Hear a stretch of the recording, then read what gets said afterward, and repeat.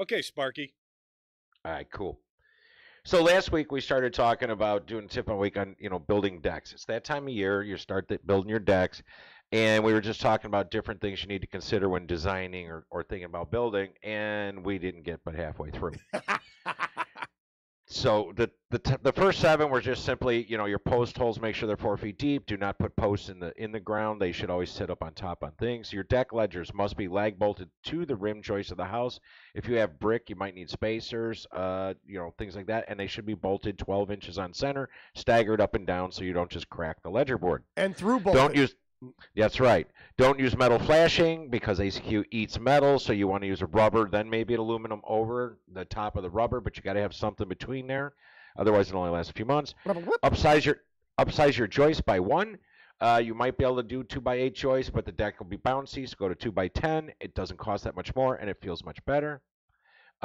More beams, so break the spans. If you're going to have a 10-foot span, maybe add another row of beams and have only 8 foot, and that'll take the bounce out. Now we're talking about if you're building a 3-season room and you hate bugs, then I would say put a layer of fiberglass screen on top of your deck joist prior to putting the decking on. So that way you don't get bugs and things crawling up through the deck boards. Now, you should only do that if your deck is going to be covered. Right. Because otherwise all the bits and pieces that fall on your deck will get caught in those grooves and the screen will keep it from falling through, and then you'll have dirt build up. And anyway. Yes. Choice of decking should be made based on your location. I always said don't believe everything a salesperson tells you. I've never had a salesperson come up to me and tell me their product sucks. But I have bought their products and found out later that it does suck. That it does suck. And my point is, and there's nothing wrong with that white PVC decking. Okay. But I do not recommend it in Chicago because you have a 150-degree temperature swing. Yeah. The same with even the fencing. I would never do a PVC fence. No. It is way too much movement. It shrinks all winter, and then in the summer, come August, it starts expanding. That's just way too much movement. Yeah. So anyway, going back to decking, I wouldn't use that. I don't like hollow core plastic deckings in Chicago. However, works fine down here. We have a 20-degree difference, maybe 50-degree on 1 or 2 days, right? It's stable, so it's a lot better. Anyway, but a lot of your composite decking, it's guaranteed not to fade. Yeah. Read the fine print. More than 20% over 7 years or something. It will fade. It will fade. Every one that we install. But it doesn't turn white. No. It's not that bad, but it will have some loss. Sure. So keep that in mind. And then if you're using regular pressure-treated deck boards, when you install it, put it together tight. Yes. Do not space it, because that will shrink and it will be bad. Now, composite deckings, a couple that I've used, tend to expand. So if you put them with a 1/4 inch or, I use a 16-penny nail is usually how I gap them. I've had them where they expand enough where the water will sit on the deck now because the deck boards are tight. And, of course, that same salesman that told me it wasn't going to fade did tell me that it wasn't going to expand either. Liar. So just, use some common sense and, be careful. But don't just believe it because you saw it on the internet or something. Yep. Numerous styles of fasteners. So you can go from standard screws to hidden fasteners. So you got color match screws, the slotted, the biscuit screw, where you just put the spacer in there with the screw in there. Yep. So really think about what your final look is. I really don't have a problem putting the screws right through the top of the deck board.